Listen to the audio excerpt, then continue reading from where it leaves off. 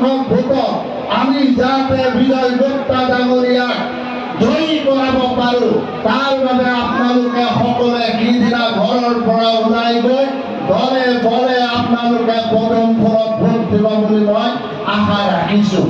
আমাৰ সমস্যা আছে, সমস্যা সমাধান হ'ব। আজি অসমত যিটো শান্তি আহিছে, আজি যি ধৰণে আজি সকলো শ্ৰেণীৰ মানুহে আজি শান্তিৰে অসমত বসবাস কৰিব ধৰিছে, মই ভাবোঁ যে ডক্টৰ হিমন্ত বিশ্ব শৰ্মা যেতিয়ালৈকে মুখ্যমন্ত্ৰী থাকিব তেতিয়ালৈকে অসমত শান্তি বিৰাজ কৰিব, তেতিয়ালৈকে অসমৰ উন্নয়ন বিকাশ নিশ্চয় ইয়াতে হ'বই, এই কথাটো খাটা। গতিকে মই বিশেষ দীঘলীয়া বক্তব্য নাৰাখোঁ, বহুকেইজন বক্তা আছে। আজি আমাৰ মূল আকৰ্ষক হৈছে আমাৰ কেন্দ্ৰীয় মন্ত্ৰী মাননীয় নীতিন গাডকাৰী ডাঙৰীয়া। খন্তেক পিছতেই তেওঁ আমাৰ মঞ্চত আহি পাবহি। তেওঁ সকলোখিনি কথা আপোনালোকক বুজাই ক'ব।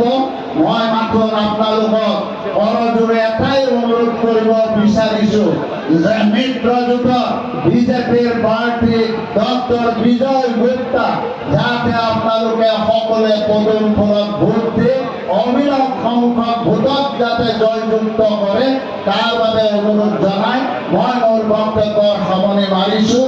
জয় আই অসম, জয় আই অসম, বন্দে মাতৰম, বন্দে মাতৰম।